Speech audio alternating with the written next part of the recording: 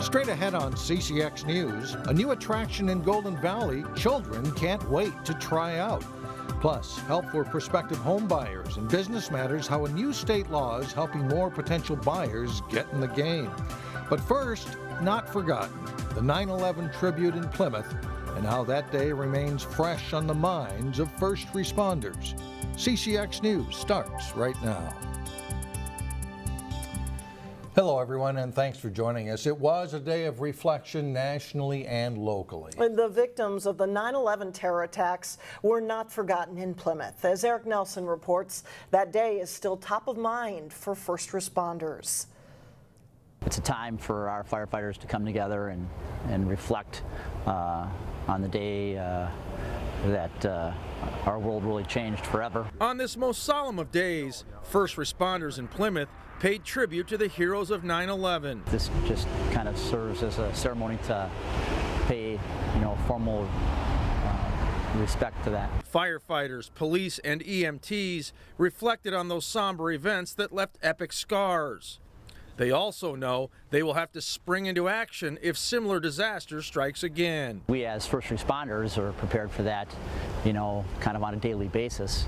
So that always is in our forefront of our minds. After a ceremony at the Plymouth Fire Station, the first responders rolled into nearby Providence Academy, where the school staged its annual 9/11 tribute. Using our own city, Plymouth, and those who serve, we want to give honor to all who serve everywhere. On Friday, Providence students placed 2,996 U.S. flags around the school's entrance, one for each person lost on 9/11. It's very important that all the generations before me, after me, remember events like this. The sacrifice that the first responders made definitely is one that can never be repaid, but the least we can do is remember it. This is the third year that Providence has had a 9/11 observance.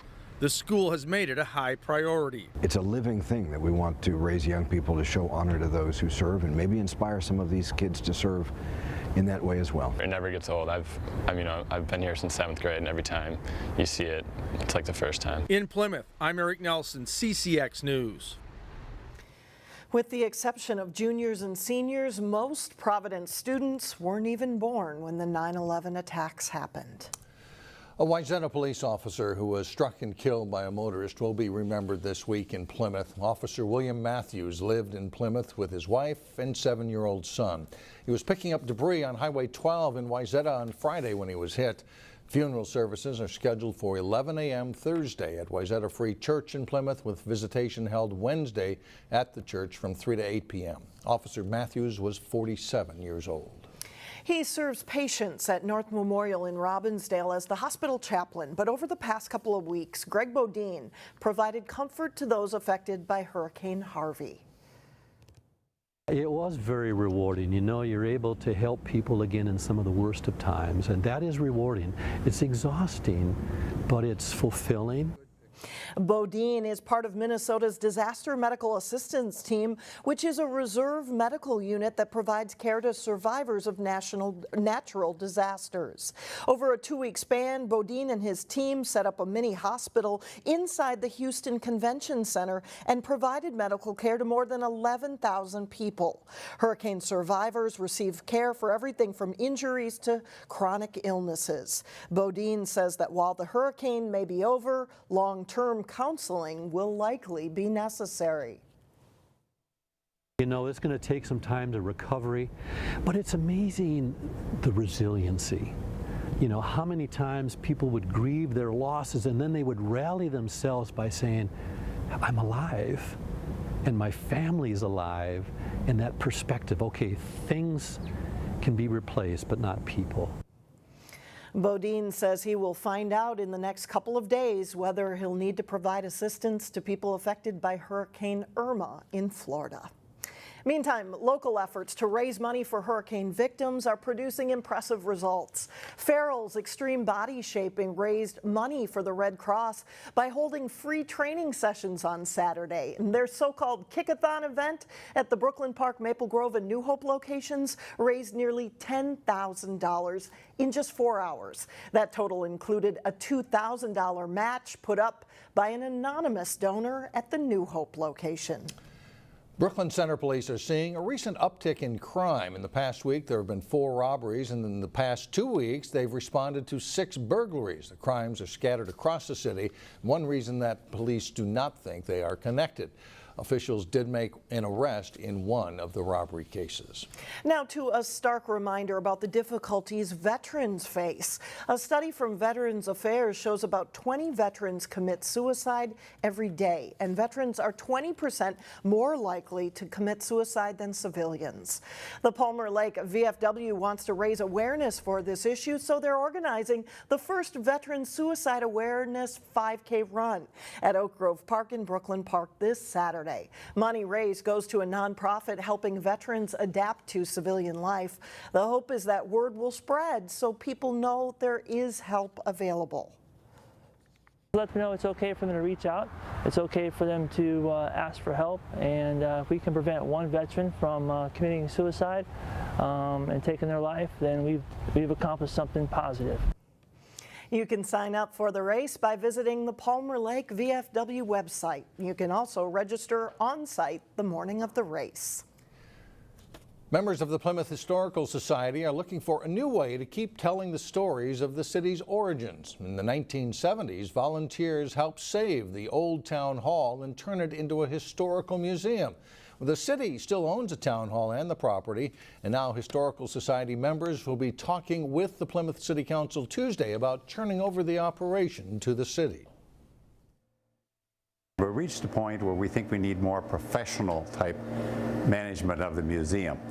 And one of the issues is all the old timers have passed away. So now we're the new old timers and we're all getting older. Scheibe says members would still continue their volunteer work. He says the important thing is to keep the history operations and educational opportunities going. The city of Golden Valley is making a lot of firsts, both in the city and statewide, with its unique playground. As Sonia Goins reports, it's something kids can't wait to try out. 3, 2, 1. Excitement, laughter, and smiles. This is a very special moment for us. As kids of all ages try out the new Schaper Park all-inclusive playground. Nice! The play area came together thanks to a partnership between the city, local businesses, and the Three Rivers Park District. One of the things that Golden Valley lacked was a park for children with disabilities. Now children, even those in wheelchairs, can play side by side, enjoying the swings and other play equipment. It is fantastic. We have been watching the construction process over the past few weeks. Rachel Hartman just moved to Golden Valley, and we're so excited. She and her 4-year-old daughter Layla couldn't wait to play. I love that there's a variety of challenges. So, you know, the little kids area is perfect for her, but also she was climbing over there on the obstacle course. Go ahead, Abraham. The other big attraction is the Outdoor Obstacle Challenge course, which is designed for children 13 and up. Kids are really enjoying the challenge. Think American Ninja Warrior meets the NFL Draft Combine. Look at those 2 fast guys go! The interactive course has a timer, artificial turf, and all kinds of things that put your climbing, jumping, and running skills to the test. We are creating wonderful memories here. Golden Valley officials are hoping folks from all over the metro will come check out all the fun features. We don't want to be selfish. We're happy to share. I mean, especially the playground for kids of all abilities to come on no matter where they live. Ready, set, go! Both the playground and challenge course scored a touchdown with residents. Would you give it a thumbs up? Yeah. In Golden Valley, Sonia Goins, CCX News. The new structures cost around $480,000. Still ahead, how millennials and other first-time buyers are getting help to buy a home. That's next in Business Matters. Plus, Park Center lights up the scoreboard on a night of big plays against Richfield. But first, feeling more like August. Temperatures rise into the mid-80s. We'll be right back. Well, if you're saving money for a down payment on a home, there's a new Minnesota law that could help. That's right. It is designed to help people become homeowners. And in this week's Business Matters report, that benefits home builders as well. One of the great things about this product and about this floor plan that makes it so desirable to homeowners is the openness of the space. This 3-bedroom, 3.5-bath Maple Grove townhome featured in the Fall Parade of Homes tour is the kind of place that could appeal to a number of different buyers. We get single people, we get young couples that are maybe thinking about starting a family, we get a lot of downsizers. As home builders clear space for more townhomes near Maple Grove's Central Park, they need home buyers of all ages to sign on the dotted line. Millennials face a number of obstacles getting into home ownership. We don't want to live in Uptown or our parents' basement forever. A new Minnesota law could make it easier for millennials and other first-time homebuyers to save money to get into the housing market. It's called the First-Time Homebuyer Savings Account. It's available at any Minnesota bank or credit union, and it allows any interest earned on savings to grow tax-free.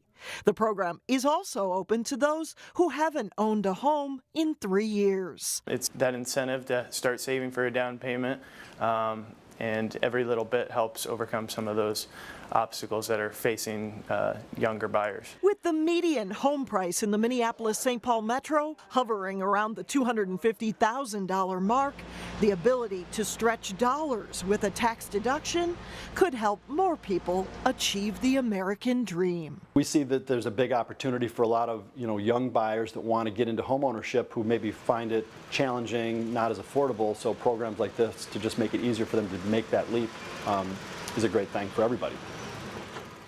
And one other note about the new first-time homebuyer savings account, parents or grandparents can set up an account and receive a deduction from their own state taxes. Still ahead, one beautiful day for a parade in Osseo. But first, Champlin Park aims for a win in football against a big rival. John Jacobson is in next with sports.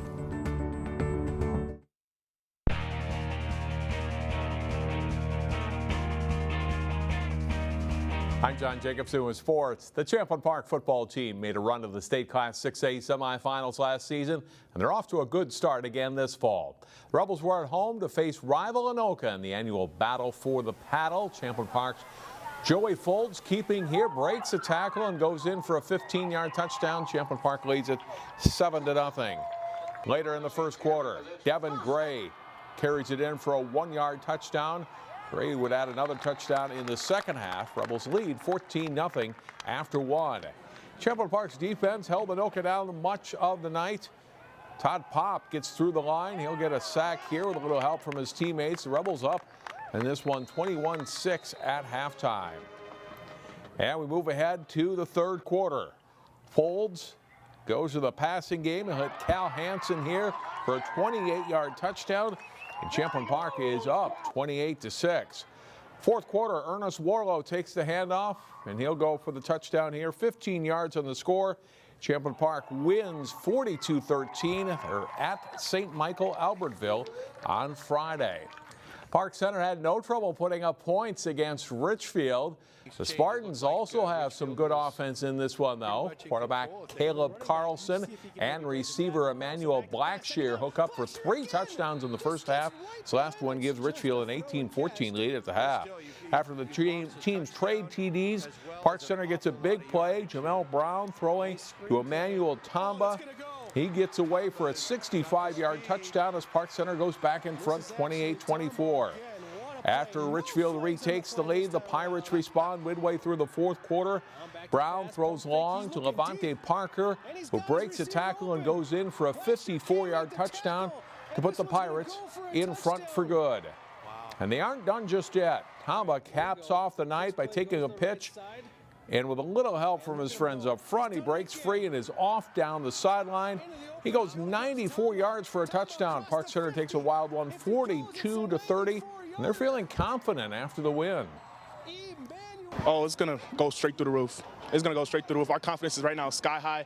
I mean, we still got things to work on, but we're going to celebrate this one tonight and just enjoy it. 7 men and women were honored, were on hand Friday night, I should say, at Carlton Field to receive plaques commemorating their induction into the Osseo High School Athletic Hall of Fame. Alyssa Oakes, Stuart Kramer, Theano Winkleman-Grivna, Ken Smith, Mike Ock, Catherine Crembier, and Bob Coughlin were all honored at halftime. As for the game itself, the Orioles were hosting White Bear Lake, and Osceo's Reggie Dupree takes the handoff. He beats the defender to the front corner of the end zone for a touchdown, and it's 6-0 Orioles. The Bears will come back. Zach Greibel goes up the middle. He scores from 5 yards out. They tack on an extra point and lead Osseo 7-6.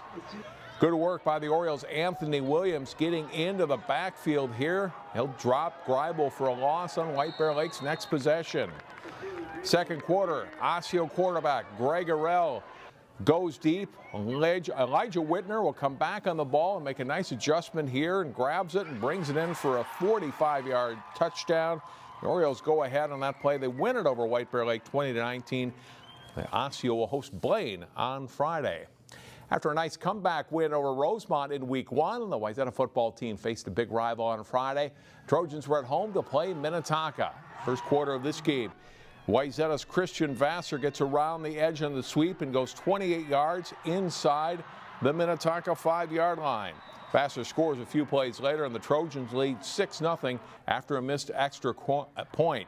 Taka will answer. Mitch Klass takes the reverse, throws to Eric Buellville for the touchdown. Skipper's up 14-6. Later in the second quarter on fourth down, Taka's Aaron Severson passes to Klass. He gets into the end zone for a 21-6 Skipper's lead. And Minnetonka's defense is pretty stout the rest of the way. They shut down the Trojans' offense. Wayzata falls to Minnetonka 21-6. It was a busy weekend for some local high school volleyball teams. In the big Southwest Minnesota Challenge in Marshall, Champlin Park took third place by beating Prior Lake. Wayzata lost in the 9th place match against East Ridge. And at the Irondale tournament, Benilde St. Margaret's advanced to the championship before falling to River Falls, Wisconsin in 3. Park Center took 5th place in that tournament. That's it for sports. Alex and Mike, back to you. All right, thanks a lot, John. We'll be right back. Well, finally, what a great weekend it was for a parade. Yeah, that's right. We were at the Lions Row Parade on Saturday. It was a great opportunity to say hi to a lot of people. In fact, more than 100 people sent in pictures as part of our Put Me on TV campaign. We've been doing that with parade watchers all summer long, and we thank you for sending in these photos. A lot of the pictures were shown during our parade coverage on Saturday. Here is a look at the 3 randomly selected winning photos. We will contact the winners by email, and they will get prize packages worth more than $50. And there is one more chance this season to look for our CCX Put Me on TV fans. That's coming up in Plymouth on Saturday, September 23rd. Now we're into these great fall parades. Let's hope that the weather's just as good then. Absolutely. Yeah. That does it for us. Thanks for watching. And we'll see you back here again Tuesday.